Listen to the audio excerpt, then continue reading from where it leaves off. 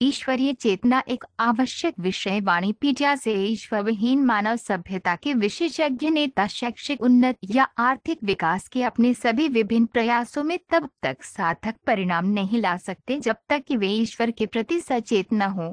और ईश्वर के प्रति जागरूक होने के लिए व्यक्ति को सर्वमंगलकारी भगवान के बारे में सुनना होगा, जैसा कि भगवत गीता और श्रीमद् भागवतम जैसे साहित्य में वर्णित हैं। जिस व्यक्ति में ईश्वर की चेतना नहीं है, वह अपने पिछले पुण्य कर्मों के कारण कुछ समय के लिए ऐश्वर्य में रह सकता है, लेकिन यदि कोई ईश्वर के साथ अपने संबंध को भूल जाता है तो निश्चित रूप से उसे शक्तिशाली भौतिक प्रकृति के नियम के अनुसार भुखमरी की स्थिति का इंतजार करना होगा। कोई भी व्यक्ति शक्तिशाली भौतिक प्रकृति की सतर्कता से तब तक नहीं बच सकता जब तक कि वह ईश्वर के प्रति जागरूक या भक्तिपूर्ण जीवन न जिए।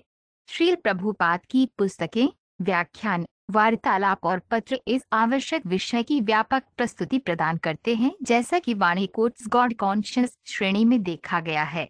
उनकी शिक्षाओं का एक परिचय निम्नलिखित 8 उद्धरणों में दिया गया है। श्रील प्रभुपाद की शिक्षाओं से उद्धरण: यदि कोई ईश्वर के प्रति सचेत नहीं है तो वह नैतिकतावादी नहीं हो सकता, वह सच्चा नहीं हो सकता, वह ईमानदार नहीं हो सकता। ये हमारा दृष्टिकोण है। आप नैतिकता, ईमानदारी और कर्तव्यपरायणता, इन 3 बिंदुओं पर ही पूरी दुनिया का अध्ययन करते हैं। वहाँ बहुत सारी अच्छी चीजें हैं, परंतु यदि वह ईश्वर के प्रति सचेत नहीं है तो वह ऐसा कार्य जारी नहीं रख सकता, उसे असफल होना ही होगा। यहाँ तक कि ऐसे कई उदाहरण हैं, यहाँ तक कि भक्तों के बीच भी, क्योंकि ये भौतिक दुनिया इस तरह बनाई गई है कि आप इस सिद्धांत को लगातार जारी नहीं रख सकते। भगवद गीता व्याख्यान 29 अगस्त 1973, लंदन। सबसे महत्वपूर्ण वस्तु श्रवणम या श्रवण है। यदि आप कुछ और नहीं करते हैं, यदि आप केवल ईमानदारी से ईश्वर के बारे में सुनते हैं, तो धीरे धीरे आप ईश्वर के प्रति सचेत हो जाएंगे। भौतिक विज्ञान में भी ये सत्य है। विद्यार्थी स्कूल, कॉलेज जाकर प्रोफेसर से सुनते हैं और धीरे धीरे वे उस विषय वस्तु में विद्वान हो जाते हैं।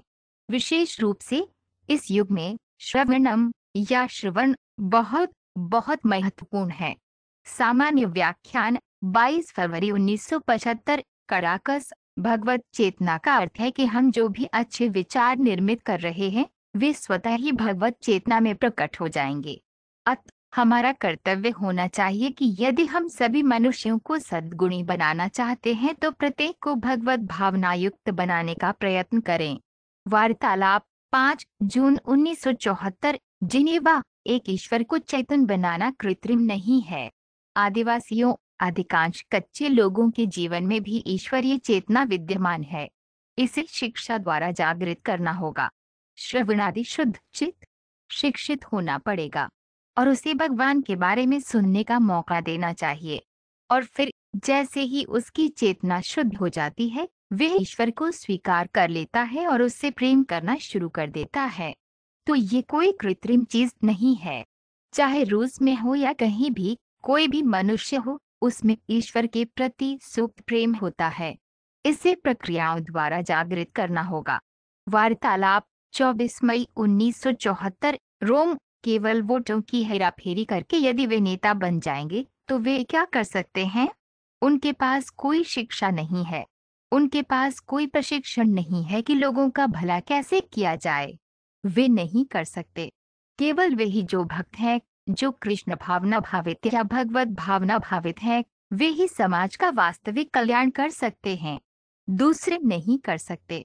भगवद गीता व्याख्यान 30 दिसंबर 1968, लॉस एंजल्स। ईश्वर चेतन हुए बिना आप मानव समाज में पूर्णता की आशा नहीं कर सकते। शास्त्र में कहा गया है कि यदि कोई व्यक्ति ईश्वर चेतन है तो उसके व्यक्तित्व में सभी अच्छे गुण प्रकट होते हैं, लेकिन ईश्वर चेतन हुए बिना कोई भी भौतिक गुण किसी को सम्मानित सज्जन नहीं बना सकता है। इसलिए मनुष्य की सुप्त भगवत चेतना को पुनर्जीवित करने के लिए प्रत्येक स्कूल, कॉलेज और विश्वविद्यालय में भगवत चेतना की शिक्षा देना आवश्यक है। पत्र 20 नवंबर 1974, बम्बई। धार्मिक सिद्धांत में ईश्वर के प्रति जागरूक होने, ईश्वर की सत्ता को स्वीकार करने की शिक्षा है। लेकिन सही ढंग से शिक्षा न दिए जाने के कारण यहाँ ही नहीं, भारत में भी अनुयायी ईश्वरविहीन होते जा रहे हैं। हर जगह यही स्थिति है।